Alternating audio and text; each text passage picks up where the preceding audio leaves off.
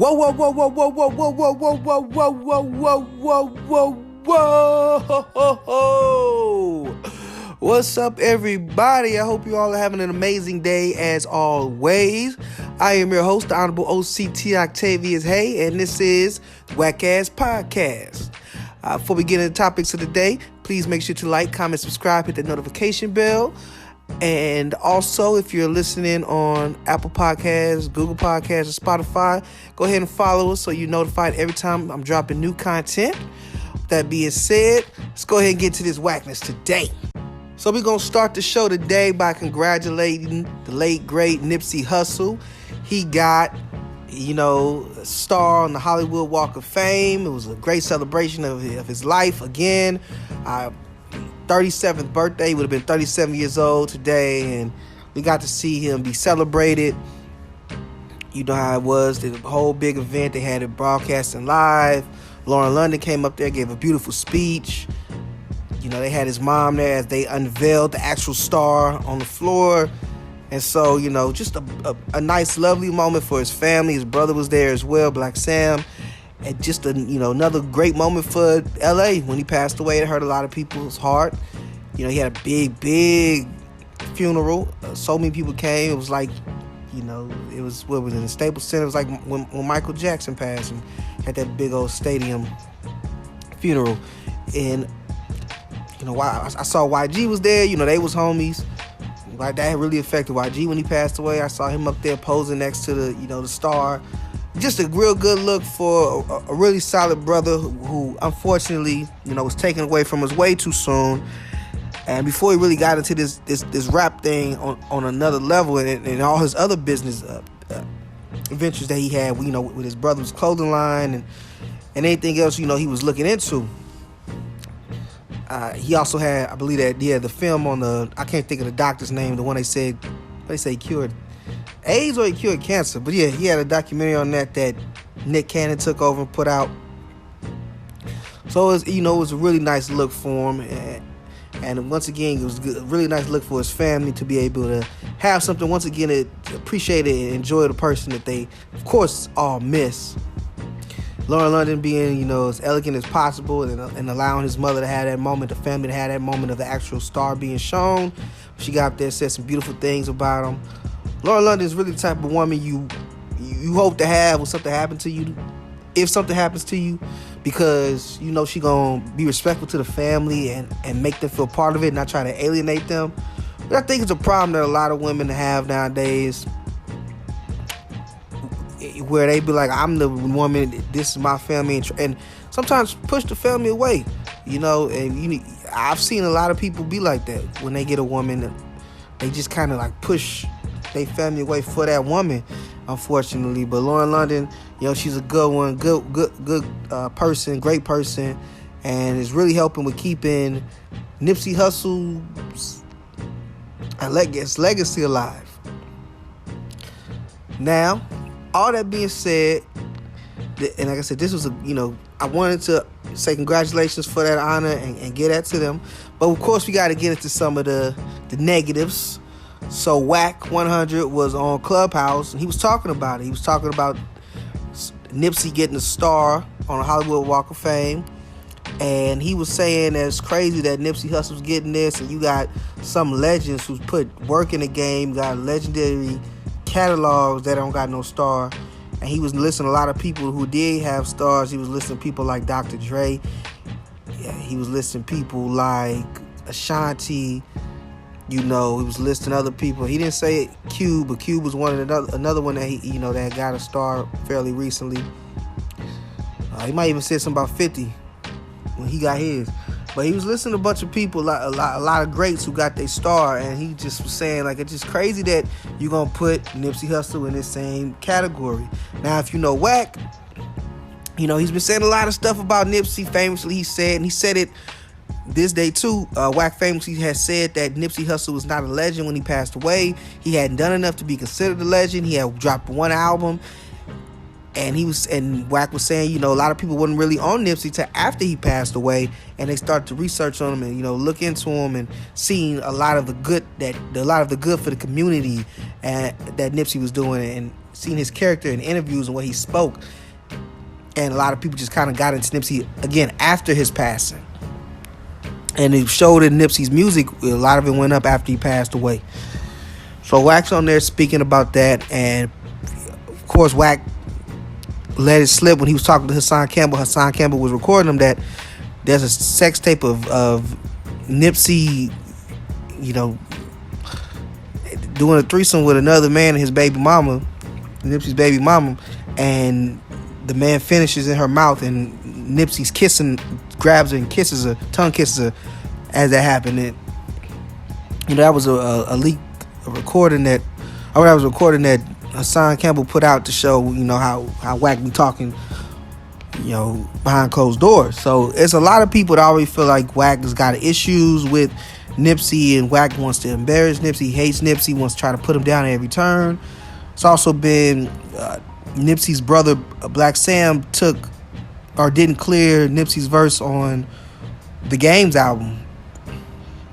So Game couldn't put Nipsey on the album. So that's been causing a lot of controversy. And Wack 100 is the Game's manager, so that would be why. So I'm going to say this, man. I know how Wack is. I know who Wack is. I know he's a manipulator. I know he likes to try to, get under people's skin and contradicts himself. And I've heard him do all of it. I've heard him say, stay out of L.A.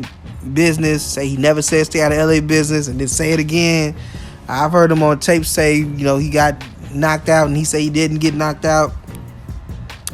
I've heard a lot from Wack. I hear how he try to change subject on arguments, take it to a different direction, don't really answer what the person is saying, start to going on about another topic that got nothing to do with what they were saying. So I understand all that. But I gotta say, I do agree with Wack. I don't agree with Wack always having to say something, because at this point, I'm just not gonna say nothing no more. But I do agree with Wack that, Nipsey would not have been my first choice. And it's something I've actually been seeing a lot with the Walk of Fame, where it's a lot of people who, just me personally, I would not give a star to.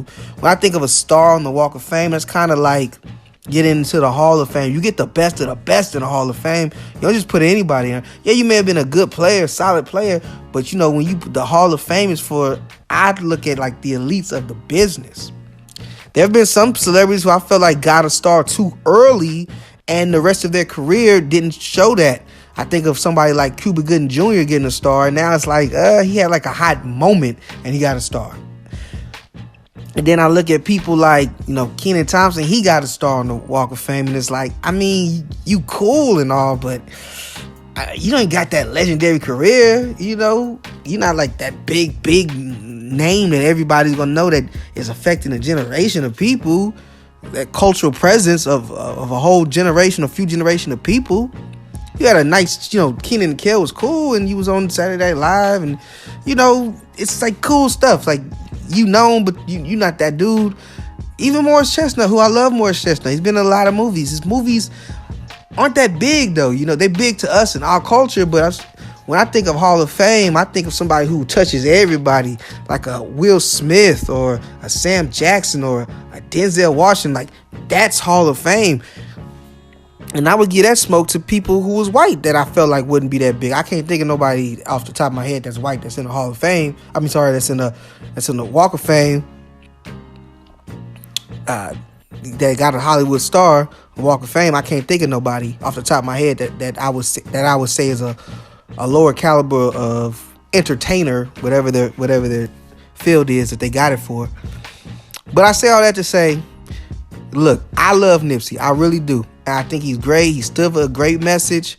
But I have to agree with Wack that he wasn't that level of star. He wasn't that caliber of star to be put up there with the greats. And not saying that he couldn't be, but he hadn't reached that yet. I just don't think that Nipsey Hussle, in all honesty, if we being honest, is at the level of star to get on a Hollywood Walk of Fame. But I will also say that Wack don't need to say nothing. And when it comes from it seems like you always got something negative to say, and it seems like there's always these negative things coming from you. At some point, bro, why do you care? I mean, I had to even stop because I was like, Morris Chestnut, I was Kenan Thompson. Why are they giving just anybody? And I was like, you know what? Why do I even care? Congratulations to those brothers. Congratulations to Nipsey Hussle. I may not think that you done enough to warrant that, but I don't care. It's a great moment. You being celebrated. I ain't hating on you, bro. And it really don't affect my life. What you get or don't get on the Walk of Fame, that don't mean nothing to me. And hey, you take it and you got it. You there. So that's what's up. And I just wish that Wack would kind of back off a Nip, because it's just looking like hate at this point. Even if it's not, when you always have to say something about this man and it's never in no positive mood. I think he put something out about what was that, one of the anniversaries, maybe the first year anniversary of Nipsey's passing. He had people talking about how great Nipsey was, but other than that, it's been just, it's over, bro. Like you saved your piece. You want to keep beating this dead horse. All it's doing is causing problems for your artist. Game couldn't even get him cleared because of the way you've been talking. You've been talking crazy, and you want to put that on them and say that his brother Black Sam ain't doing right, and keeping him on music will keep his legacy alive. You can't be expecting people to do favors for people that's connected to you, your artists, when you keep running your mouth like this. So I don't know, man.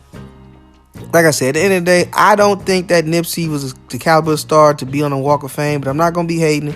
And I hope that Wack can stop talking, because it sounds like strong hate at this point for this man who's not even alive no more to be able to defend himself. So just, you stated your piece. We know how you feel. If somebody come to you and ask you, okay, you can speak. But just keep on, it seems like having a problem with everything. And again, I understand the point that you're making, and I agree with the point. But you said it, and that's it. We know how you feel. It's done. So say it ain't so. Rick Ross, the boss, is being cheap out here, forcing his employees to pay for training, their uniforms, cash register shortages, all type of stuff like that, causing some of them to fall below the $7.25 minimum wage line that has been mandated by the federal government. I mean, Jesus, Ross. You over here touting all this inspiration, doing good. What's going on, people? You've been fined by several other businesses y'all own, Wingstops y'all own. I mean, these workers out here working hard, slaving over these hot chicken. I know that they getting going off on because customer service sucks, especially when it comes to people food. And you mean to tell me not only that, but now the little money that they getting, you making them do stuff that you should be paying for, background checks and uniforms and safety training, all that. Ross, you tripping, you crazy. A big fan of Rick Ross music, big fan of Rick Ross as a person, and a lot of the game he puts out there. But I mean, this just goes to show you, just because people talk good don't mean that they always doing good. And unfortunately, we're seeing from Ricky Rose that he being a little cheapskate out here, and he got these poor people. As much money as he making, all the chains and the land and the cows that he has, and all the money he say he be spending on his girl, you need to be spending on your workers, man, because them the ones who go ahead and running these stores for you. I know you the boss, you investing in them, and hey, you've given them opportunity, you giving them employment, but still should treat them real good.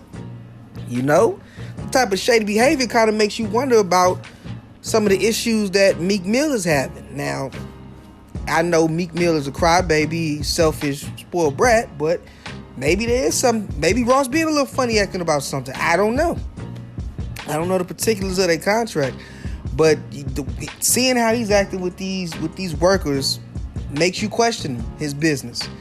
And you never know, maybe he's acting like this with them because while Meek Mill is a superstar, these are just, employees that he has at his chicken spot. Maybe he doesn't have the same level of respect for them. Doesn't really have to deal with them. Probably sees them every once in a while. I don't know how much he actually goes to his businesses other than get, his free lemon pepper. And I'm a Wingstop fan, man. So I don't like to hear that these workers is being treated wrong, because when they being treated wrong, my food might get messed up. And I love Wingstop. I love going to Wingstop. I love the Cajun chicken. The Cajun seasoning on my fries. They got that new sweet and hot dry rub blend that's going on right now. I like that. When that's gone, I'm going back to, the Louisiana dry rub. But you know what I'm saying? So I don't want to have to be worried about, workers get upset and taking it out on my order because maybe I said something the wrong way, or maybe they just got some bad information. I'm about to mess up this person's food.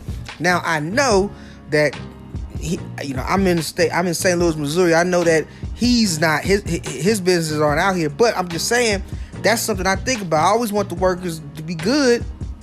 One, because they're working hard, and I know a lot of these type of jobs like this can be really crappy. Pay may not be the best, and the hours are crazy, and you got angry customers. So any time that they can be treated right, I'm for that. And then the number two or B, I don't want I know if they not having a good time, my food might suffer, and his customers' food might suffer.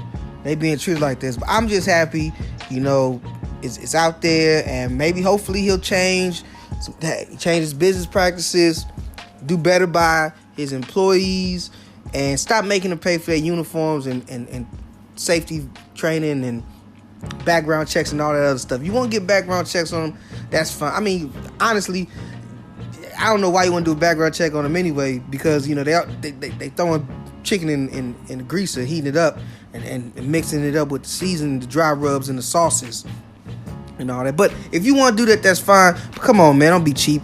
You pay for it, Ross, or at least if you're not gonna pay for it, stop flashing, man. Cause it's foul. You got these people over here struggling. Some of them making less than $7.25 because they got to pay for all this stuff. Who gonna live off that, Ross? Who gonna live off that? So just think about that. Think about your workers. Think about doing right by them so they can do right by you. Because when you create a positive atmosphere, you get positivity back, and that's what we need. And I hate to look at Ross as a phony, man, but you kind of coming off as fake. All this, promoting excellence and black excellence talk and stuff. Is it just you being black and excellent, and not these people? Are they not worthy of it because they cooking your chicken and your French fries and your Cajun corn and your rolls and all the other stuff you got there? It's probably all they got at Wingstop. But I'm just saying, treat these people with some respect. That's just my 2 cents on it. Hopefully Ross do better. He got busted. One of the few good stories we got about the government right now. So that's what's up. And to those workers, man, maybe Wingstop needs to unionize. So that's our show for today. Thank you so much for tuning in this week and getting in this Wack wisdom. I hope that you return next week to get a little bit more from me. And of course, again, before we go, please make sure to like, comment, subscribe, hit the notification bell so you're notified every time I drop new content on the YouTube channel. And if you haven't already, please follow us on Apple Podcasts, Google Podcasts, and Spotify. So you go ahead and get updated every time the podcast is on those platforms as well.